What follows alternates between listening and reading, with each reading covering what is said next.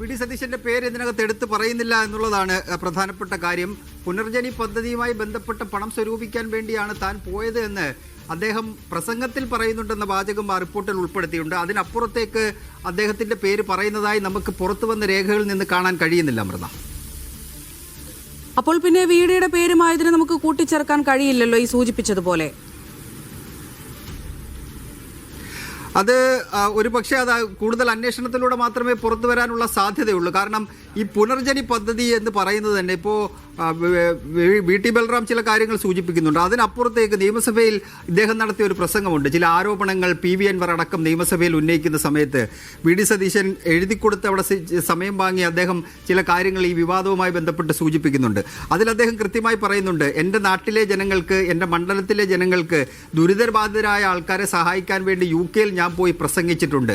ഈ പുനർജനി പദ്ധതി ഞാൻ മണ്ഡലത്തിൽ നടപ്പാക്കുന്ന പദ്ധതിയാണ് എന്ന തരത്തിൽ ചില പരാമർശങ്ങൾ അദ്ദേഹത്തിൻ്റെ ഭാഗത്ത് നിന്ന് ഉണ്ടാകുന്നുണ്ട്. ഈ പുനർജനി പദ്ധതിയും അത് ഫണ്ട് വരുന്നത് ഈ NGO വഴിയാണ്. മണപ്പാട്ട് ഫൗണ്ടേഷൻ എന്ന് പറയുന്ന NGO വഴിയാണ്. ഈ മണപ്പാട്ട് ഫൗണ്ടേഷനുമായി ബന്ധപ്പെട്ട് ഈ അന്വേഷണം നടക്കുമ്പോൾ മണപ്പാട്ട് ഫൗണ്ടേഷൻ നേരിട്ടല്ല ഈ പണം സ്വരൂപിക്കുകയും കേരളത്തിലേക്ക് അയക്കുകയും ചെയ്തിട്ടുള്ളത്.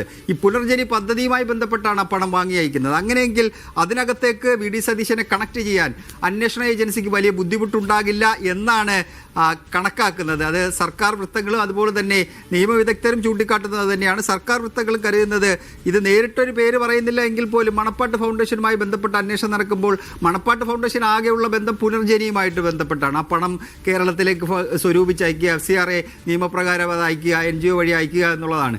അതുകൊണ്ട് മണപ്പാട്ടിൽ ഫൗണ്ടേഷൻ നേരിട്ടല്ല ആ പണം കൈകാര്യം ചെയ്തിട്ടുള്ളത്. പുനർജനി പദ്ധതിയുമായി ബന്ധപ്പെട്ടാണ് ഉണ്ടായിട്ടുള്ളത്. പുനർജനി പദ്ധതിയിലേക്ക് ഫണ്ട് സ്വരൂപിക്കാൻ വേണ്ടി പോയത് വി ഡി സതീശനാണ്.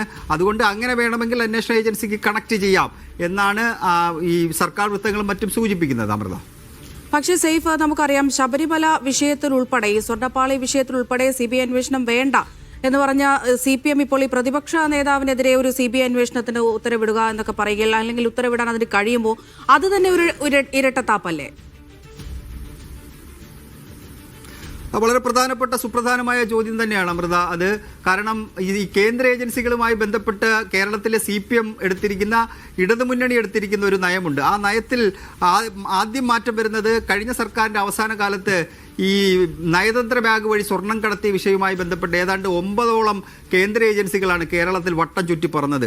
കേരളത്തിൽ സെക്രട്ടേറിയറ്റിൽ ഒരു വണ്ടി, ഒരു കേന്ദ്ര ഏജൻസിയുടെ വണ്ടി ഇറങ്ങിപ്പോയി ആ വണ്ടി തിരിച്ചു വരുമ്പോൾ അടുത്ത വണ്ടി കയറിപ്പോകുന്ന അവസ്ഥയിലായിരുന്നു കാര്യങ്ങൾ ഉണ്ടായിരുന്നത്. അതുകൊണ്ട് കേന്ദ്ര ഏജൻസികളുമായി ബന്ധപ്പെട്ട് ഒരു നിലപാട് CPM നേതൃത്വം എടുത്ത് വെച്ചിട്ടുണ്ട്. കേന്ദ്ര ഏജൻസികളെ ഉപയോഗപ്പെടുത്തിക്കൊണ്ട് പ്രതിപക്ഷം ഭരിക്കുന്ന സംസ്ഥാനങ്ങളിലെ സംസ്ഥാന ഭരണം ഇല്ലാതാക്കാൻ വേണ്ടിയുള്ള നീക്കം നടത്തുന്നു എന്ന രാഷ്ട്രീയ ആരോപണവും സമരങ്ങളുമെല്ലാം ഇടതുമുന്നണി നടത്തിയിട്ടുള്ളതാണ്. ഇപ്പോൾ അമൃത ചോദിച്ച ചോദ്യം അത് ശബരിമല സ്വർണ്ണപ്പാളി വിവാദവുമായി ബന്ധപ്പെട്ട് ആദ്യഘട്ടത്തിൽ SITയുടെ അന്വേഷണത്തെ പ്രതിപക്ഷ നേതാവ് സ്വാഗതം ചെയ്തിരുന്നു. ഹൈക്കോടതിയുടെ മേൽനോട്ടത്തിലല്ലേ, അതിനകത്ത് കൃത്രിമം കാണില്ല, അതുകൊണ്ട് ഈ അന്വേഷണത്തെ ഞാൻ സ്വാഗതം ചെയ്യുന്നു എന്ന് അദ്ദേഹം കൃത്യമായി തന്നെ വ്യക്തമാക്കുന്നുണ്ട്. വ്യക്തിപരമായിട്ടല്ല കേട്ടോ, അദ്ദേഹം ഞാൻ സ്വാഗതം ചെയ്യുന്നു എന്ന് പറഞ്ഞാൽ UDFന്റെ ചെയർമാനാണ്, UDF സ്വാഗതം ചെയ്യുന്നു എന്ന് വേണം അനുമാനിക്കാൻ. പിന്നീട് ഈ അന്വേഷണം ഒരു ഘട്ടത്തിൽ അത് ഈ കോൺഗ്രസിന്റെ നേതാക്കന്മാരേക്ക് വഴിതിരിഞ്ഞു പോകുന്ന ഒരു സമയമുണ്ട്. അടൂർ പ്രകാശ് അടക്കമുള്ളവരിലേക്ക് വഴിതിരിഞ്ഞു പോകുന്ന സമയമുണ്ട്. ആ ഘട്ടം മുതൽ കേന്ദ്ര നേതാക്കൾ, KC വേണുഗോപാൽ അടക്കമുള്ള നേതാക്കൾ ഓരോന്ന്